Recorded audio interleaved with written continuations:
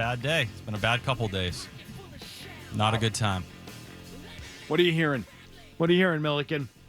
Nothing in terms of Casas, just what's been out there. It's essentially, we'll see you in 2026, and you'll hope at that point, he's not going to be promised the position or anything like that at that point in time. I think you're really turning the conversation to what you're going to do at first base, and are they ready to try and... No. We're not turning it yet. We're not getting there yet. Relax. We're just taking your temperature post-injury now. Triston Casas, patellar tendon tear. That's what he had over the weekend. Is it a full tear or a partial tear? Well, ruptured's a full tear, right? Yeah. Does that mean full tear, right? That's how I interpreted it when I was asking someone with a background in sports medicine last night. So I said it's a full tear. They said rupture. That means full tear. Right. And just remember too, when you rupture your Achilles, it pops. It's gone. There's partial tears. They would call that a partial tear. Okay, so I have that good read on this. Yeah. That's bad. That's really bad. I was texting with Maz over the weekend too, and Maz has connections, obviously, the medical people. Mm-hmm, sure. But he's like way worse than ACL. And ACL's bad. Like this is different. He's a big guy, so it's not like not saying that he can't come back from this, but like smaller guys, quicker guys, you tend to heal better. Like Stephon Diggs will come back from an ACL better than an offensive lineman. Like Cole Strange takes these guys forever to get back. When you just tear everything. But hey, I'm not a big fan of the guy, but I feel bad he got hurt this way. Because now it's not, will you be a member of the Boston Red Sox or will you get back again? Like, he may not be right to play. You never know how these things go. Guys have overcome ACL tears in pro sports for years now without problem. 8 months. And the recovery time on ACL tears is better than ever. That injury is one that is fixable, and high-level athletes are able to recover from it. The history, it's like Tommy John. Except the history with this particular knee injury, with the patellar tendon, is not good. No. It's not good. And even the guys who have made it back and have been able to return to play with it have their careers dramatically shortened by it. Garrett Richards was someone who looked like he was going to take over baseball before that knee injury, and he had one decent season after that, but he never went back to being the top of the rotation starter. He was. And that's a starting pitcher. That's not a guy who plays every day. And he made it back in about 9 months, I believe. So is there a chance that Triston Casas is back on the field next year doing something? It's always a chance. Yes. Yeah. He's 25. He's young enough that he could rehab it, and he could be back out there trying to get back on the field and playing at a professional level again. But I don't really think it's a lock. Take an entire year off not swinging? It's really 2 years. I think that's what's so most unfortunate about that. He's basically lost his 24 and age 25 seasons back to back. The seasons where, coming off what he did as a rookie in 2023, he was supposed to establish himself. Now it feels like almost a Mike Soroka situation where you had that great first year and then you just lost multiple years to injuries. You don't even know what the player looks like because he hasn't played baseball regularly in almost 3 years by the time he's healthy again. It's a guy you can't count on. It's sad that you got all this potential in front of you, but some of these guys just have the injury bug, always get them. Can't get out of the tub. Like the weird rib thing. Took forever to get back. Got delayed. And you're trying to move forward as a team. You can't count on these type of players. So you move on. You figure out first base. Locally, the last guy that I can remember having this injury was a football player. And it was Gerard Mayo. Gerard Mayo tore this tendon in his knee, and he returned and played the next year. Now, I don't know that I don't remember his being the full rupture, but he did tear it and had it repaired and came back and played his final season in 2015. He obviously wasn't playing the same workload but that he was at that point in his career. Stuff starts building up. I think it was the shoulder that actually did him in at the end, but he did return and played the following year with it. It's a different position. So, there's the ability to run and get back.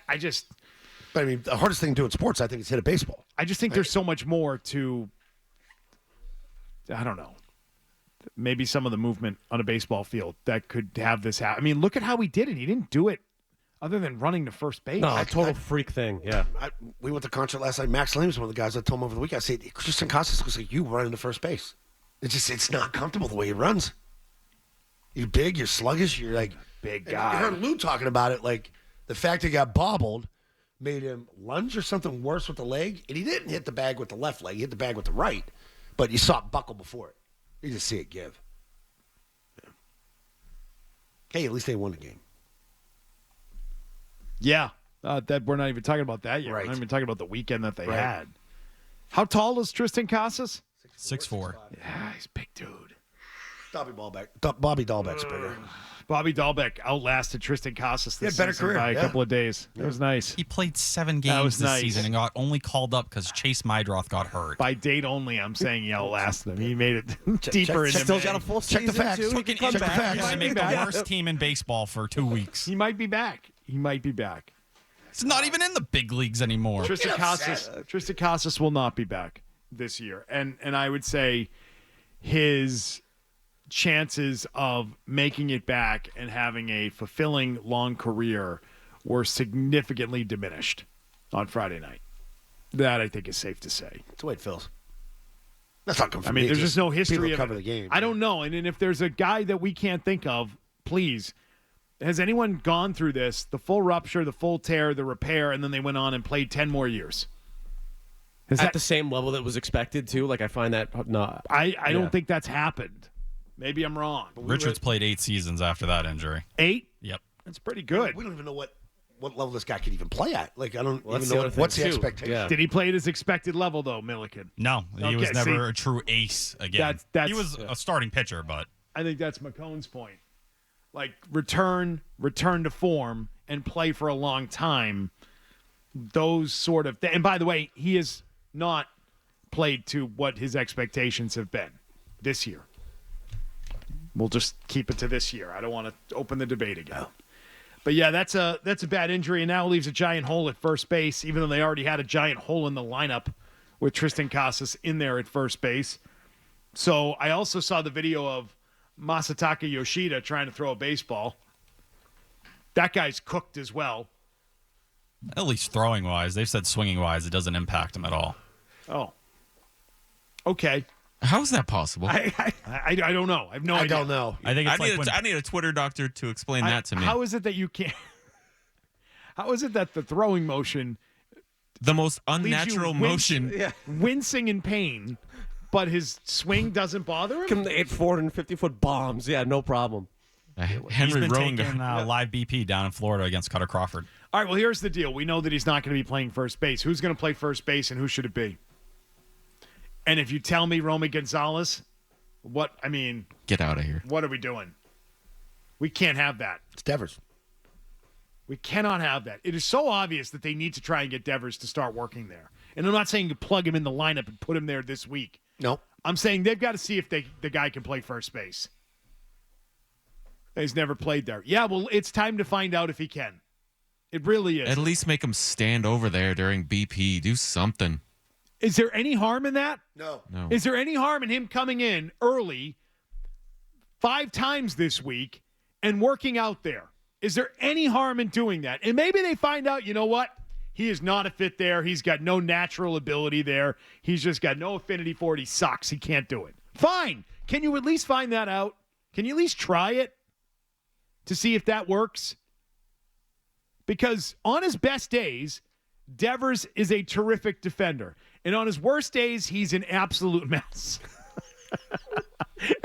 and the problem is there was often no in between. And he was having more bad days than good ones. Chris Cotillo, by the way, says Devers does not want to talk about it. He has declined interview requests from the beat writers 3 times in the last day and a half, knowing what the line of questioning was going to be. I don't blame him for it, the way they handled the beginning of this. They You know, told him screwed when up the spring season training. started to throw his glove away, that it wasn't even an option to go play third base. Now you're coming back to the point where you're going to ask him to play first base for you, where you wouldn't even mix him in or consider it beforehand. It feels like Cora's taking like his side. Like, Understand, but doesn't Devers understand that he could look like a freaking hero right now? You would hope so. But I think that's what the game you're going to see with Cora right now. He's going to try to massage him to get him to kind of understand what the situation Why is. does he need to massage he's the the player's guy? manager. That's the Because guy. he's That's handled the so situation like job. crap beforehand. Okay, but that aside, if Devers now is going to pout and play this game, he's really not that smart. And his agent should tell him, hey, listen, you wanted to play the field, you can now get in front of the microphone and say, hey, I told these guys in the beginning I want to be in the field, so whatever they ask me to do, I'm going to try and help. Boom. That's it. It's over. You keep this up, you become a distraction. Like what? It's so easy for him. He can make them look foolish right now and say, yeah, I'm willing to help. If they want to give me a shot, I want to give it a try. I want to help my team, and I want to be in the field. I said that from the very beginning. They're the ones that told me to throw my glove away. I didn't throw it away. I have it right here, and I want to try. Then Cora looks like an idiot for on Saturday, I think it was, completely shutting down the idea. Which, by the way, why is he so against Devers being in the field ever? What is his problem? I don't think he is against it. I think he's trying to handle it with the player. I'm going to base it on his public statements, and his public statements have been rather adamant that he doesn't want the guy in the field. We've talked about Triston Casas and maybe people in this organization who didn't want him on the team, and while he was floated in trade rumors, I believe that Alex Cora thinks Rafael Devers can play first base. I just think they know there's work behind the scenes here after what happened this spring and what they did at the start of the season. Well, then Devers is a giant baby because here's his opportunity to get back into the field. Here's your chance, dude. You want to play in the field? I would want to play in the field if I were him. Who doesn't want to play in the field? What? What is that? Oh, him saying no. Nope. Right? No. I mean, they asked him back at that press conference if he'd be willing to even play first or take grounders, and he said no at that time. And that's stupid on his part. Oh, he's pissed off at that time, though. Do you want to be a DH or do you want to be the first baseman? Who would say, I want to be the DH? Nobody. You'd much rather be out there in the field every play. Keeps you involved. Yeah, you'd rather be in the action at all times. If you care, that's where you'd want to be. And I'm sorry, your team desperately needs it, right? Your team desperately needs the help at first base. That's a brutal look. And I was the guy that backed Devers. I would be pissed if I was him with the way that they handled that third base situation. But now, at this stage, you can't pull that. Man, I've been such a fan of this guy, but this year, he's been such a baby. See, this is where it starts, too, with we got fans. to baby him now? Alex Cora has to baby him? Devers, grab the glove. Go see if you can play first. It's your way back into the field. It's the other corner infield position. Why don't you give it a try? Physically, you fit the mold. Yeah, he does. Give it a go, man. Unless you want to be a DH for the next decade, you should probably want to give this a try. And you should probably stop avoiding Chris Cotillo. I know how intimidating he is. I know. How tall is Cotillo? 5'10". 4'10"? What is he? How big's Reese? He's like Mike Reese size, Reese isn't is he? 4'2". How tall is Cotillo? I think he's like 5'8". Let me ask him.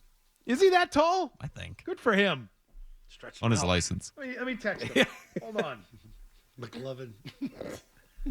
I played third.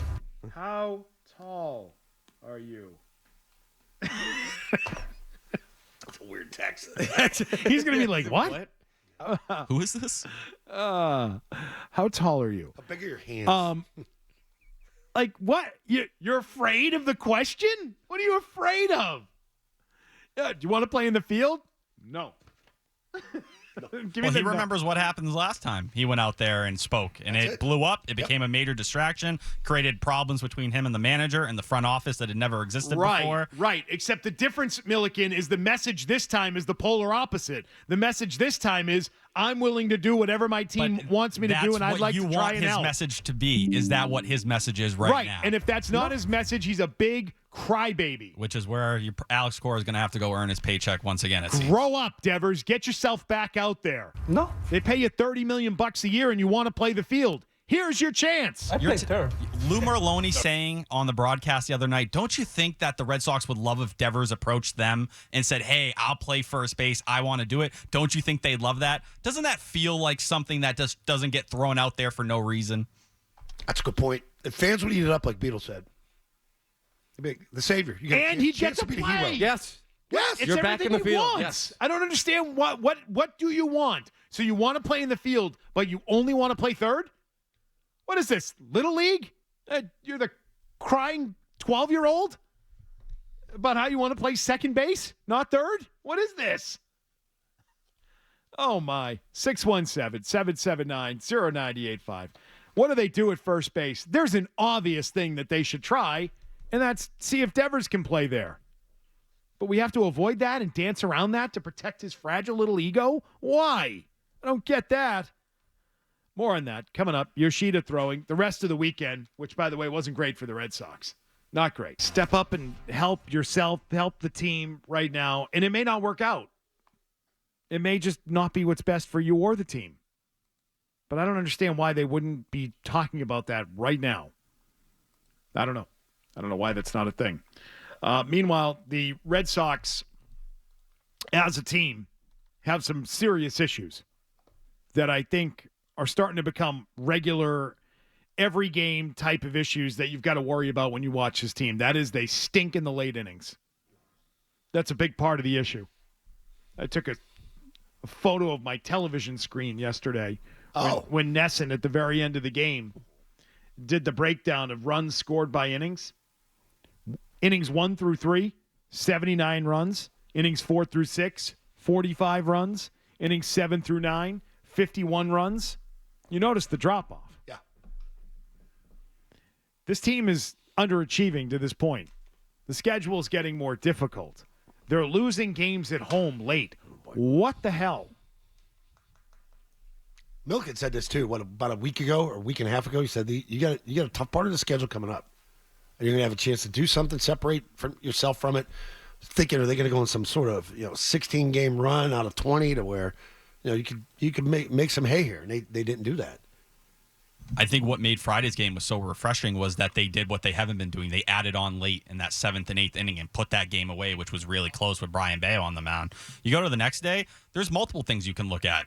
The bad defense, once again, David Hamilton not being able to turn 2 in the 4th inning, that cost Hunter Dobbins a run. You lose that game by a run. You can argue Alex Cora should have pulled Hunter Dobbins, pushing him for a 6th inning when he hadn't pitched in 9 days, right? Like, that's another spot where, you complain. I know a lot of people had issues with the way Cora has been managing the bullpen. And then you go to yesterday, Garrett Whitlock, Justin Slayton, once again, the guys that should get the job done aren't able to get the job done. It feels like multiple parts of this team they fail to all fire at the same time. Their run differential in innings 1 through 3 is plus 29, and then it's minus 12 for the rest of the game. I mean, you don't even have to dig that deep to see where the issues are. They're 23rd in OPS in late and close situations. Last year, they were 4th in OPS. So the bats are going to sleep late. They're not coming through when, you're down a run or barely up a run. They just aren't able to do what they do in the first 3 innings. And why do you look at that? Is it that they struggle against velocity? Is that a big part of it? I think that's part of it with the bullpen because you have guys like Trevor Story and Rafael Devers and Wilyer Abreu who aren't very good against fastballs, 95 and up. Trevor Story. Yeah, but you said it too. Like with guys dropping with injuries and that, you want to bring up guys that have a high ceiling to where you want guys that can hit and score runs. I'd rather have guys that can hit and score than be much better on defense, but I can't hit. I don't want the Jackie Bradleys. It makes you reconsider. Like, you're going to have maybe Romy and his platoon partner at first. Well, all right, that's now a position you're just hoping to get by at. It makes it harder for someone like Ceddanne Rafaela in center field to justify him when he's been worse offensively than he was a year ago, at least in terms of regular stats. The production just isn't making any drastic improvements here. Yeah, being, again, 500, the stuff where they can't score late, they're not clutch late, the bullpen having meltdowns all week long, whether it's what happened in the middle of last week when they got a good start out of Giolito, to have that meltdown, to have the meltdown the following night on Thursday, to having another issue yesterday. Garrett Crochet leaves the game. They're up 3-1. He nearly smashed his nose. Oh, my God. We didn't even get to that yet. Oof. That was dangerous. You've got another bullpen collapse yesterday and no real faith that they're going to be able to be clutch late and make up for it. None. And now they're 18-18. And they're an even 500. That's what they are. That's pretty much they what they've feel been like an 81 They team. do feel like an 81-win team. And that's what the easiest schedule in baseball so far. And I continue to highlight that. They've played 6 games against teams above 500 this year. And you're going to lose a pitcher here at some point. You already lost Walker Buehler. Yeah, so, but stuff's going to add up. Guys are going to get taxed, and you're going to have injuries, and you're going to have to, be without them for a while. But even Crochet yesterday, his fastball was down 1.9 miles per hour. That's one of those things. He's pitched the most innings of any starting pitcher in baseball. Do you start to sit there and say, did you ride him too hard to start the year? Is that part of it? Because they did that with Chris Sale 2 years ago. If his velocity starts to go down, he's going to need a breather at some point. You can't have it both ways. You can't have the most innings in baseball, and then you don't give him a 2 or 3 week break in July or August because your team can't afford to do so. Yeah, but you also got to kind of see what he is, too. Like, you want to push him to be that guy, to believe it and be able to get through 6-7. You get 5 from him yesterday. Imagine if you got 1 more.